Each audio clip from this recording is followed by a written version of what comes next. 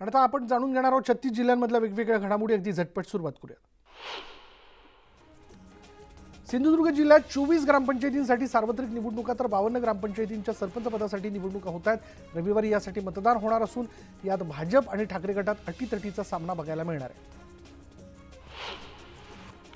इंदापुरात 6 तर बारामती तालुक्यातील 31 ग्रामपंचायतींसाठी निवडणुका होत आहेत. विशेष म्हणजे अजित पवारांच्या काटेवाडी आणि हर्षवर्धन पाटलांच्या बावडा गावातील निवडणूक प्रतिष्ठेची मानली जाते. ग्रामपंचायतींसाठी 5 नोव्हेंबरला मतदान पार पडेल.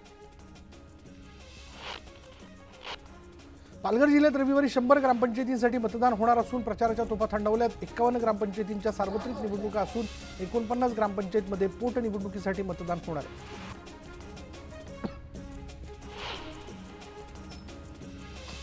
छत्तीसगडमध्ये नक्षलग्रस्त भागात 7 नोव्हेंबर रोजी पहिल्या टप्प्याचं मतदान पार पडणार आहे. नक्षलवाद्यांनी केलेल्या बहिष्कार आवाहनाच्या पार्श्वभूमीवर गडचिरोली जिल्ह्याला लागून असलेल्या सीमेवर पोलिसांनी नाकाबंदी सुरू केली. मुक्ताईनगरमधील 54,000 शेतकऱ्यांना फळ पीक विम्याची रक्कम मिळणार असल्याची माहिती खासदार रक्षा खडसे यांनी दिली. 2022 मध्ये 78,000 शेतकऱ्यांनी फळ पीक विमा काढला होता आणि यातील प्रलंबित शेतकऱ्यांच्या बँक खात्यावर दिवाळीपूर्वी विम्याची रक्कम जमा होणार आहे. खामगाव बाजार समितीमधील व्यापाऱ्यांनी खरेदी बंद केल्यानं शेतकऱ्यांचं मोठं नुकसान होतंय. सत्ताधारी आमदार आकाश फुंडकर एपीएमसी मधील विकास कामांमध्ये अडथळा आणत असल्याचा आरोप केला जातो आणि त्यामुळे व्यापारी आणि शेतकऱ्यांना अनेक अडचणींचा सामना करावा लागत असल्यानं व्यापाऱ्यांकडून खरेदी बंद ठेवण्यात आली.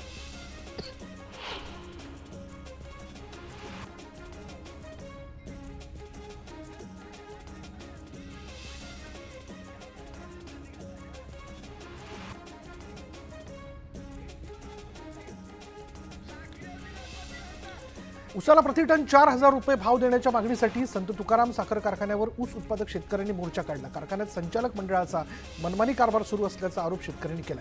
कारखान्याचे उपाध्यक्ष बापू भेगडे यांनी सर्व आरोप फेटाळून लावले.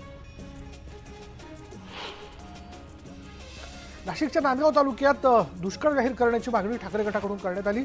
या मागणीसाठी तहसील कार्यालयावर मोर्चा काढण्यात आला. दुष्काळ जाहीर न केल्यास तीव्र आंदोलनाचा इशारा आंदोलकांनी दिला. चंद्रपुरातल्या वरोरात आमदार प्रतिभा धानोरकर यांनी शेतकऱ्यांच्या विविध प्रश्नांसाठी कुलूपबंद आंदोलन केलं. वीज वितरणासंदर्भात विविध मागण्या यावेळी करण्यात आल्या.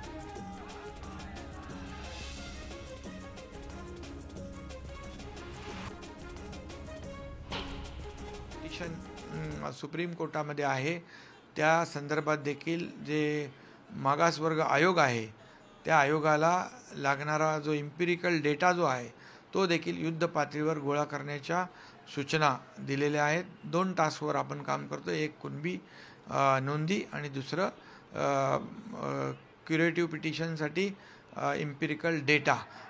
मराठा समाज मागास कसा आहे हे सिद्ध करण्यासाठी जो काही मोठ्या प्रमाणावर सॅम्पल सर्वे करण्याची आवश्यकता आहे त्याच्या देखील सूचना दिल्यात आणि जिल्हाधिकाऱ्यांनी त्यासाठी एक विशेष कक्ष स्थापन करावा आणि त्याला लागणारं सगळं यंत्रणा मनुष्यबळ उपलब्ध करून द्यावं आणि स्वतः जिल्हाधिकाऱ्यांनी त्याच्यावर लक्ष ठेवून काम पाहावं. विभागीय आयुक्तांनी मॉनिटर करावं आणि राज्य पातळीवरून देखील ACS आमचे गद्रे त्याच्यावर मॉनिटर करतील, आढावा घेतील आणि CMOतून खारगे हे देखील त्याचा आढावा घेतील जेणेकरून कुठेही काही त्रुटी राहिली तर त्याची पूर्तता करता येईल. आणि म्हणून युद्ध पातळीवर हे काम करण्याच्या सूचना संबंधित विभागाला मी आता दिलेल्या आहे. तुमच्यातर्फे न्याय देण्याचा प्रयत्न सुरू आहे, बैठका होत आहेत, निर्णय घेतले जातात, पण विरोधकांकडून अजूनही राजकारण होत आहे आणि अजूनही पाहतात की याच्यामध्ये कसं लोकांची नाही, याच्यामध्ये विरोधकांनी देखील सहकार्य करण्याची आवश्यकता आहे. विरोधी पक्षाच्या सर्व नेत्यांची बैठक देखील आम्ही बोलावली होती. त्यामध्ये त्यांनी देखील अगदी शरद पवारांपासून सगळे होते, काँग्रेसचे नेते होते आणि इतरही सर्व पक्षांचे नेते होते. सर्वपक्षीय बैठक बोलवली. त्याच्यामध्ये देखील मराठा समाजाला आरक्षण मिळालं पाहिजे, कायदेशीर आणि टिकणारं हे आरक्षण देण्यावर सगळ्यांचं एकमत झालं आणि राज्यात कायदा सुव्यवस्था शांतता अबाधित राहिली पाहिजे यावर देखील सगळ्यांचं एकमत झालं. त्यामुळे नक्कीच यामध्ये मराठा समाजाला आरक्षण देण्यासाठी टिकणारं आणि कायद्याच्या चौकटीत बसणारं यासाठी सर्व माझी विनंती आवाहन आहे की विरोधी पक्षांनी देखील याला सहकार्य करण्याची आवश्यकता आहे आणि त्यांनी ते करावं.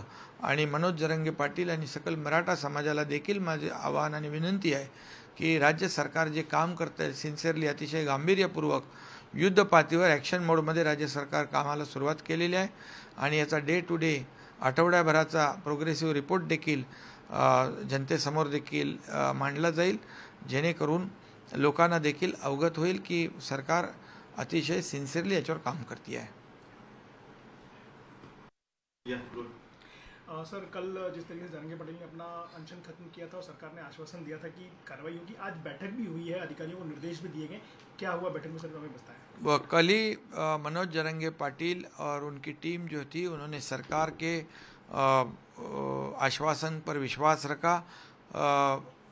यहाँ से 2 निवृत्त न्यायाधीश जो रिटायर्ड जस्टिस उनको भी भेजा था, गायकवाड़ और सुकरे जी, और उन्होंने उनको काफ़ी जो कानूनी बातें हैं, कानूनी दायरे में कैसे ये हमारा मराठा आरक्षण जो रिजर्वेशन कैसा टिक पाएगा, और कुनबी जो सर्टिफिकेट है, जो पुरानी उनकी जो नोंद है, दस्तावेज है, उसके बारे में कहने के बाद में हमारे मंत्रिमंडल के सहयोगी भी वहाँ गए और सरकार के आह्वान को, विनती को उन्होंने मान देकर अपना अनशन पीछे लिया। और उन्होंने कुछ मांगे जो है, उनकी जो डिमांड्स है, जो मुद्दे हैं, उस पर तुरंत आज सरकार भी एक्शन मोड में आ गई है। सरकार मैंने अभी चीफ सेक्रेटरी से लेकर सभी जो संबंधित विभाग के सेक्रेटरी है उनकी एक बैठक ली और पूरे राज्य के आणि आता इतरही घडामोडी अगदी झटपट सुरुवात करूया। जळगावच्या आकाशवाणी चौकात महामार्गावर लोटांगण घालून तृतीयपंथीयांकडून रास्ता रोको करण्यात आला। आरक्षणासह विविध मागण्यांसाठी उपोषण करण्यात येत आहे आणि यावेळी एका तृतीयपंथी उपोषणकर्त्याची प्रकृती खालवल्यानं आंदोलक आक्रमक झाले। जालन्यात नंदीग्राम एक्सप्रेस रेल्वेच्या शौचालयात 5 दिवसाचं स्त्री जातीचं जिवंत अर्भक सापडलं। या अर्भकावर उपचार सुरू असून त्याची प्रकृती चांगली असल्याचं डॉक्टरांनी सांगितलं। लातूर जिल्ह्यात 5 दिवसांनंतर एसटी सेवा पूर्वपदावर आली। पोलीस प्रशासनाच्या सूचनेनंतर एसटी सेवा बंद करण्यात आली होती आणि या काळात एसटीला सुमारे 2 ते 2.5 कोटींचा तोटा सहन करावा लागला। त्यासोबत प्रवाशांचे देखील प्रचंड हाल झाले। पंढरपुरात एसटी सेवा पूर्वपदावर आल्यानं प्रवाशांना मोठा दिलासा मिळाला। मराठा आंदोलनाच्या पार्श्वभूमीवर एसटीच्या 250हून अधिक फेऱ्या रद्द करण्यात आल्या।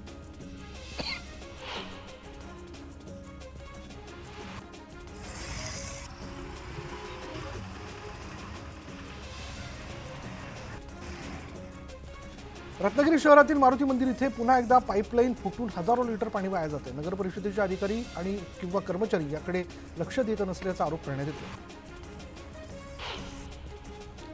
जायकवाडी धरणात पाणी सोडण्याच्या मुद्द्यावरून नाशिक आणि मराठवाड्यात संघर्ष होण्याची शक्यता आहे। जायकवाडीत पाणी सोडण्याच्या निर्णयाला आमदार सरोज अहिर आणि देवयानी फरांदेंनी विरोध केला। नाशिकमध्येही पाणी टंचाईचा झळा बसत असून जायकवाडीत पाणी सोडल्यास नाशिककरांनी काय करावं असा सवाल उपस्थित करण्यात आला। कोल्हापुरात गेल्या 2 दिवसांपासून पाणी टंचाई सुरू आहे। बलिंगा उपसा केंद्राचं काम प्रशासनानं हाती घेतल्यानं पाणी पुरवठा विस्कळीत झाला। परिणामी अर्ध्या शहराला गेल्या 2 दिवसांपासून पाणी पुरवठा झालेला नाही। नाशिक जिल्ह्यातील जिल्हा परिषद शाळांकडे प्रशासनाचं दुर्लक्ष होते। 15 पैकी 13 तालुक्यात गट शिक्षणाधिकारीच नाही आणि त्यासोबत शेकडो शिक्षकांच्या जागा रिक्त असल्यानं विद्यार्थ्यांचं शैक्षणिक नुकसान होत आहे। रिक्त जागा तातडीने भरण्याची मागणी शिक्षण मंडळाचे माजी सभापती सुनील गवांते यांनी केली। हिंगोलीच्या जिल्हा परिषद कार्यालयासमोर आरोग्य अभियानातील कंत्राटी कर्मचाऱ्यांनी धरणे आंदोलन केलं। कायमस्वरूपी सेवेत समाविष्ट करण्याच्या मागणीसाठी राज्यव्यापी स्वरूपात हे आंदोलन करण्यात येत आहे। लातूरमध्ये बहुजन विकास अभियानाकडून अंध सत्याग्रह आंदोलन करण्यात आलं। सोमनाथपूर इथल्या गौण खनिज विक्री प्रकरणाची चौकशी करण्याची मागणी करण्यात आली। यासाठी जिल्हाधिकारी कार्यालयासमोर डोळ्यासमोर पट्टी बांधून निदर्शनं करण्यात आली।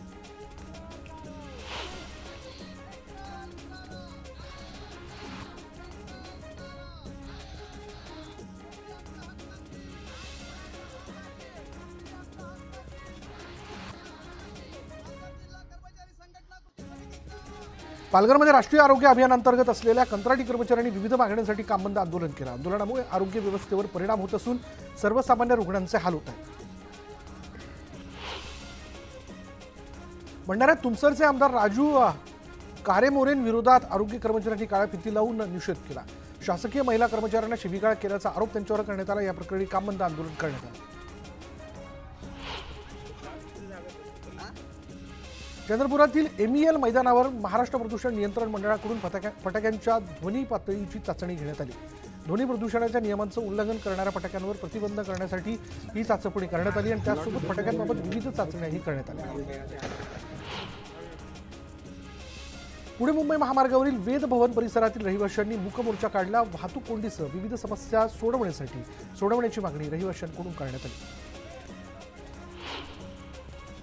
बीड जिल्ह्यात गेल्या 3 दिवसांपासून इंटरनेट सेवा बंद करण्यात आली आणि याचा मोठा फटका सर्वसामान्य जनता आणि उद्योगांना बसला। जिल्ह्यातील तब्बल 500 कोटी रुपयांची व्यवहार ठप्प झाले असून जिल्ह्यातील इंटरनेट सेवा तात्काळ सुरू करावी अशी मागणी नागरिक करतात। परभणीमधील जिंतूर सकल मराठा समाजाकडून अर्धनग्न आंदोलन करण्यात आलं। मराठा समाजाला सरसकट कुणबी प्रमाणपत्र द्यावं अशी मागणी करत 16 किलोमीटर पायी प्रवास करून आंदोलन करण्यात आलं। नाशिकमध्ये देवळ्याच्या लोहणेर इथं मराठा आरक्षणासाठी साखळी उपोषण सुरूच आहे। आंदोलनाला मोठा प्रतिसाद मिळत असून शाळकरी विद्यार्थीही आंदोलनात सहभागी झाले। मराठा आरक्षणासाठी धाराशिवमध्ये सामाजिक कार्यकर्ते विनायक पाटील यांनी जिवंत समाधीचा निर्णय मागे घेतला। मनोज जरांगेंनी फोन केल्यानंतर त्यांनी आंदोलन मागे घेतलं। गावकऱ्यांच्या उपस्थितीत विनायक पाटील यांनी खड्ड्यात बसून आंदोलन केलं। मनोज जरांगे पाटील यांच्या कुटुंबाने धाराशिवमध्ये तुळजाभवानी दर्शन घेतलं आणि यावेळी जरांगेंच्या पत्नी, मुलगी आणि बहीण उपस्थित होते। मनोज जरांगे पाटलांचं आंदोलन कुठल्याही संकटाविना पार पडू दे अशी प्रार्थना त्यांनी देवीकडे केली।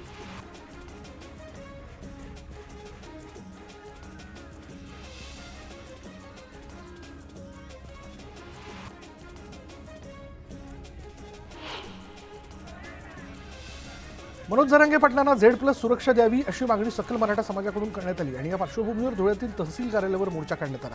जरांगे पाटलांच्या जीवाला धोका असून त्यांना तातडीने सुरक्षा देण्याची मागणी करण्यात आली। सावित्रीबाई फुले पुणे विद्यापीठाच्या वसतिगृहात पंतप्रधान नरेंद्र मोदी यांच्याविषयी आक्षेपार्ह मजकूर लिहिल्याप्रकरणी भाजप आक्रमक झाली आहे। पुणे विद्यापीठात भाजपने आंदोलन केलं असून कार्यकर्ते मोठ्या संख्येने आंदोलनात सहभागी झाले। आक्षेपार्ह मजकूर प्रकरणी पुणे विद्यापीठात भाजपसह अभाविप विरुद्ध SFI संघटना आमने-सामने आल्या। दोन्ही बाजूकडून जोरदार घोषणाबाजी करत निदर्शनं करण्यात आली। दरम्यान पोलिसांनी काही आंदोलकांना ताब्यात घेतलं।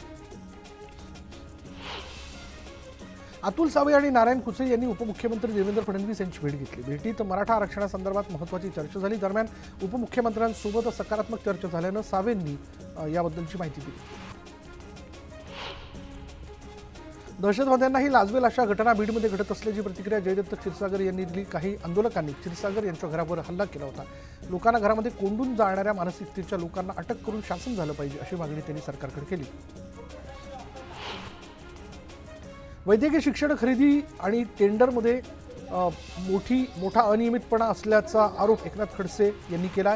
वैद्यकीय महाविद्यालयात जागा वाढवून देण्यासाठी 50 लाख रुपये घेतले जात असल्याचा मोठा आरोप त्यांनी केला। हे आरोप पुराव्यानिशी अधिवेशनात मांडणार असल्याचं त्यांनी म्हटलं। खडसेंनी उगाच काँग्रेसची बदनामी करू नये असं विधान उल्हास पाटलांनी केलं। लोकसभा निवडणुकीत काँग्रेसचा 10 वेळा पराभव झाल्याचं म्हणत पक्षाने संधी दिल्यास लोकसभा निवडणूक लढू असं विधान खडसेंनी केलं होतं। दरम्यान लोकसभा निवडणुकीतील उमेदवारीबाबत इंडिया आघाडीच्या बैठकीत निर्णय होईल असं उल्हास पाटलांनी स्पष्ट केलं। सरकार जबाबदारी घ्यायला तयार नसून हे सरकार 31 डिसेंबरपर्यंत महाराष्ट्रात राहणार नाही असं संजय राऊत म्हणाले। यावरून आता नितेश राणे यांनी संजय राऊतांना प्रत्युत्तर दिलं। सरकार एकनाथ शिंदे यांच्या नेतृत्वाखाली कार्यकाळ पूर्ण करेल।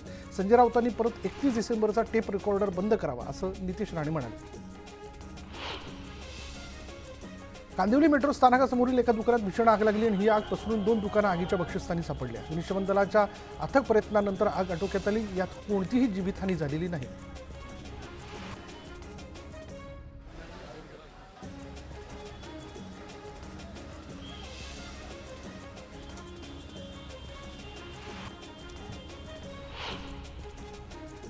नंदुरबारच्या शहादा तालुक्यातील नवा गावच्या एका माजी जिल्हा परिषद सदस्याच्या केळीच्या शेतात गांजाची शेती आढळून आली।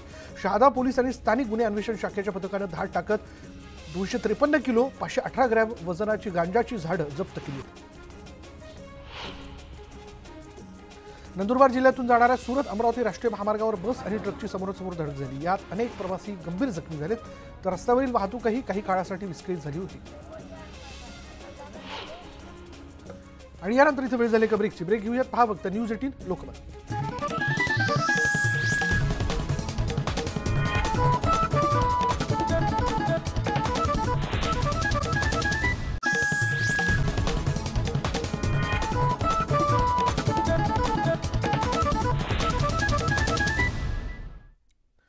आणि आता ब्रेकनंतर बघूयात इतरही घडामोडी अगदी झटपट. सुरुवात करूयात. राष्ट्रसंत तुकडोजी महाराज पुण्यतिथी महोत्सवाच्या निमित्तानं अमरावतीत विशेष कार्यक्रमाचं आयोजन करण्यात आलं. यावेळी पालखी सोहळ्यादरम्यान आमदार यशोमती ठाकूर सहभागी झाल्या. यावेळी ठाकूर यांनी महिला भाविकांसह फुगडी खेळण्याचा आनंद लुटला.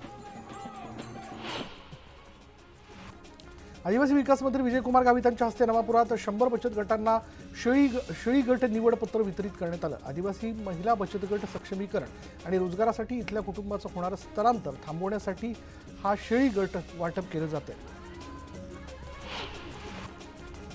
यानंतर या बुलेटिनमध्ये इथेच थांबणार आहोत. पहा फक्त न्यूज 18 लोकमत.